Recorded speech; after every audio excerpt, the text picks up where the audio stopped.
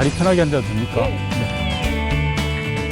마지막 순간까지 제가 1월 6일 날 청와대 그만뒀는데 그날 아침까지 고민했습니다. 당시 많은 분들이 제게 뭐 대통령의 복심이다, 뭐 측근이다라는 말들을 많이 하셨습니다. 청와대가 고인물이 되어서는 안 되겠다고 생각을 했습니다.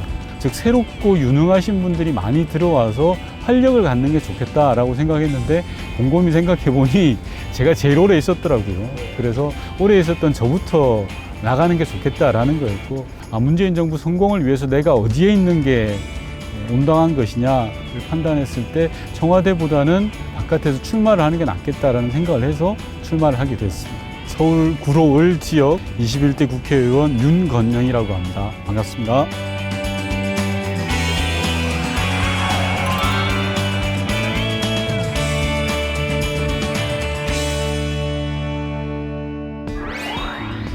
세 가지 키워드를 생각했습니다. 하나는 노무현 전 대통령, 노무현이라는 키워드. 두 번째는 문재인. 세 번째는 대북 특사. 이게 제가 지금 50대 초반인데요. 30대를 상징하는 말, 40대를 나타내는 말, 그리고 50의 미래를 나타내는 말. 이렇게 세 가지로 좀 정의가 될 것 같습니다. 제가 30대의 절반을 노무현 대통령과 함께 청와대에서 근무를 했었습니다. 그 전으로 거슬러 올라가면 2002년 대선에 제가 개혁당 활동을 했었는데요. 개혁당의 모토가 개미들의 유쾌한 정치 반란이었습니다. 국민들이 하나의 개미라고 하지만 그 개미들이 모여서 정치를 바꾸는 힘이 된다라는 거였는데요. 그 개혁당 활동을 통해서 노무현 대통령을 알게 되고 그리고 대통령을 5년 동안 곁에서 모셨습니다. 제가 정치를 하는 이유 그리고 정치에 대한 것들을 가르쳐 주신 분이고요. 그때는 새벽별 보고 출근해서 이제 밤하늘 별 보고 퇴근하는 딱 5년을 만 채워서 나갔었는데요. 청와대를 그만둘 때는 다시는 정치 안 하겠다라고 생각을 했었습니다. 근데 2009년 노무현 대통령이 서거한 다음에 다시 정치로 돌아올 수밖에 없었는데요. 그 모든 것들을 관통하는 키워드가 노무현이라는 키워드였습니다. 제 40대의 10년을 이 키워드를 빼고는 생각할 수가 없습니다. 문재인 대통령은 20년 전부터 알고 그리고 제가 청와대 정무기획 비서관을 할 때 비서실장으로 모셨던 직장 상사이기도 했습니다. 멀리는 2012년 사상 국회의원 총선을 함께 했고요. 그리고 2012년 대선, 그리고 12년부터 16년까지 국회의원과 보좌관의 신분이었고 2017년에 촛불혁명과 대선, 그리고 대선 이후에는 2년 7개월 동안의 국정상황실장을 했던 바 있습니다. 즉, 제 40대 10년을 문재인 대통령 키워드를 빼고는 생각하기가 어려운 그런 상황입니다.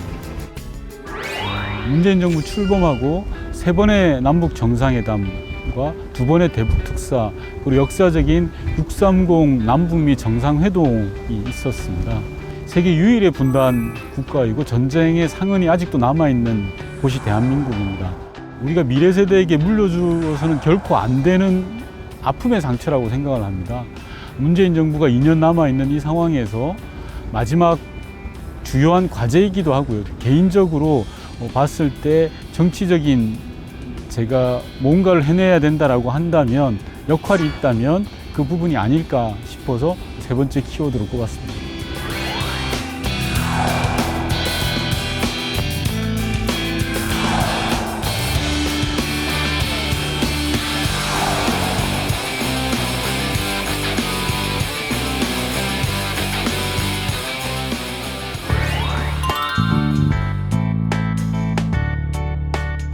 정치라는 건 사람을 이롭게 하는 걸로 저는 알고 있는데요. 사람을 이롭게 하기 위해서, 국민을 이롭게 하기 위해서는 잘 듣는 게 기본이라고 생각합니다. 제가 노무현 대통령과 문재인 대통령 두 분 대통령을 모시면서 배웠던 제일 첫 번째 덕목이 잘 듣는, 경청에 있습니다. 정치는 무릇 국민들이 어떤 이야기를 하시고 어떤 마음을 가지고 계시는지를 잘 듣는 거라고 생각합니다. 그래서 저는 앞으로 4년 동안 국회의원 임기 중에 국민들의 목소리를 잘 듣는 것부터 출발하자라는 생각을 갖고 있습니다.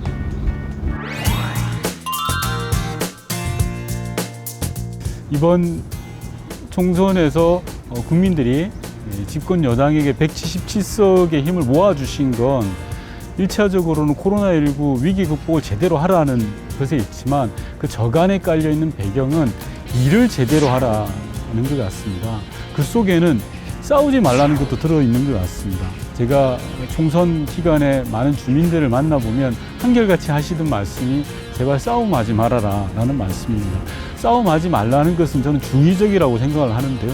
치열한 토론을 하지 말라는 게 아니라 자기 자리, 개인의 입속을 채우기 위해서 싸우지 말라, 정파적 이익을 위해서 싸우지 말라라는 말씀으로 알고 있습니다. 그래서 21대 국회에서 반드시 이것만은 해야 되는 제1의 덕목은 일이라고 생각합니다. 그 일 속에 모든 게 다 담겨 있고 싸우는 문제, 여야 간의 다툼의 문제도 포함되어 있다고 생각합니다.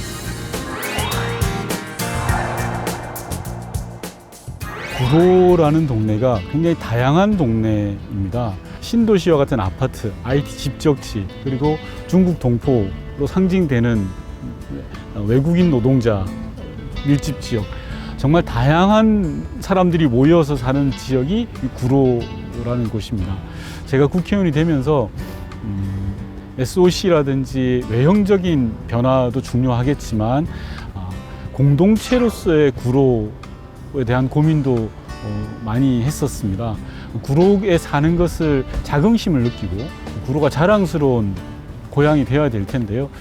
서울에 사는 많은 분들이 느끼는 거겠지만 신분 상승을 하기 위해서 점점 좀 좋은 곳으로 가는 것으로만 생각하는 게 있지 않습니까? 그런 부분들을 좀 바꿔보자. 과거의 그런 공동체와 같은 나름의 눈에 보이지는 않지만 형성될 수 있는 게 없을까라는 고민들을 하고 있고요. 시민사회 영역에 계신 분들과 함께 많이 토론하고 공부해서 공동체를 만들어가는 영역에도 좀 집중을 해보고 싶습니다.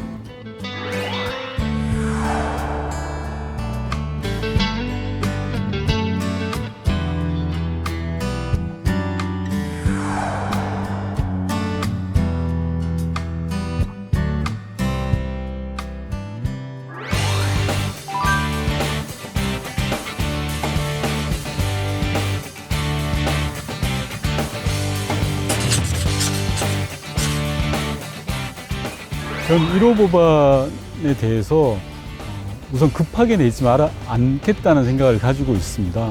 국회라는 생경한 곳에 온 초선 의원으로서 제가 갖고 있는 지식이나 내용이 얕을 수도 있고요. 그래서 좀 충분하게 숙성을 시켜야 되겠다라는 생각이 우선 전제이고요. 앞으로의 상황, 사회가 포스트 코로나 시대에 대해서 많은 분들이 걱정도 하시고 기대도 하시는 것 같습니다. 그래서 포스트 코로나 시대에 맞는, 특히 우리 사회가 꼭 필요한 영역에서 가장 필요한 법안이 무엇인가를 고민하고 있습니다. 저 카메라요. 이게 참 4년 후에 이를 대고 이야기한다는 게요, 참 거시기한데, 제가 일전에 그런 말씀을 몇 분들에게 드린 적이 있습니다. 제가 정치를 하면서 무엇을 가장 중요시하게 생각할 거냐라고 했을 때 주저없이 던진 말이 원칙이라는 거였습니다. 4년 동안 원칙을 지켜나가는 그런 정치인이 되겠습니다.